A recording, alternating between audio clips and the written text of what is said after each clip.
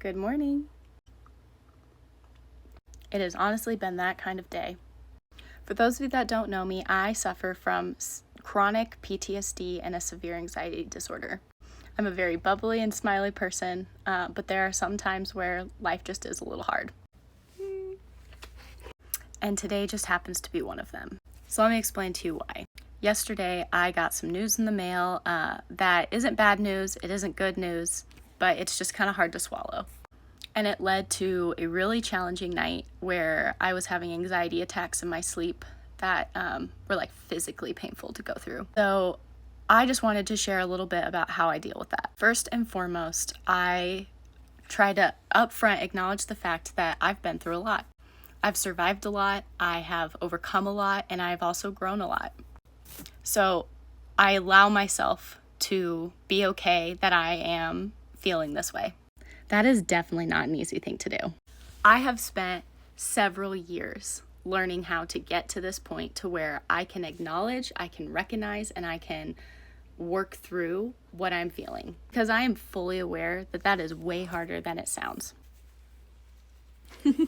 So with that being said, I want to share with you a couple of things that I have done when I feel these moments. So in the middle of the night, when I would wake up because my whole body would just be going through like a tremor fit, I would try to find a new position and get comfortable and really breathe. Just focus on my breathing. After that, then I recognized where my mind was going. What was my mind landing on? What was bothering it? And I would try to then focus my mind on one thing.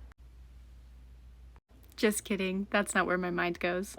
Prayer is essential to me, and so that's where my mind goes first. I try to breathe through the words, not the words, the word, the name, Jesus. So I literally breathe, Jesus, and really try to like call upon the Holy Spirit in prayer. And I also am fully aware of how cheesy that also sounds, but it really does work for me, and so I'm not gonna let anyone take it from me. This morning when I finally woke up, I didn't have much on my agenda other than my own to-do list. So I am gentle with myself, and I have already talked through, pep talked, and worked through telling myself that it is okay if I don't make it through my checklist, and that we are gonna go at the pace that my body and my mind is gonna allow today. So I got up and I took a nice long hot shower.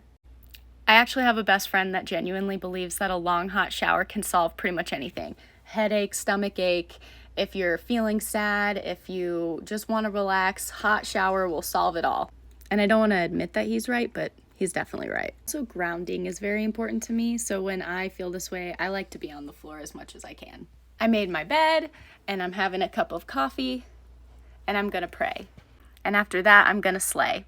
I'm gonna go back to doing my work and being excited about it and loving what I do. Because the truth is, I really do love what I'm working on. Because that is my new phase in life, my new era, as the Taylor Swifters would say. Being able to live intentionally is something that I feel we all need to work on, and I've had a lot of hard work and experience in trying to learn and figure out, which is why I desired to build the community of those that desired the same thing. You don't need to have a traumatic event in your life to be able to desire for every single moment in your life to be intentional. The gifts that you give, the vacations that you go on, the time you spend with the people that you love, even just down to how you speak to yourself, all of that can be intentional. So remember, at the very least today, that you are here, you are breathing, and you have a purpose. And it's okay if these days are hard. It's also okay if you don't get done the work that you desired to get done. Ultimately, you really do matter to this world, and I just want to remind you of that.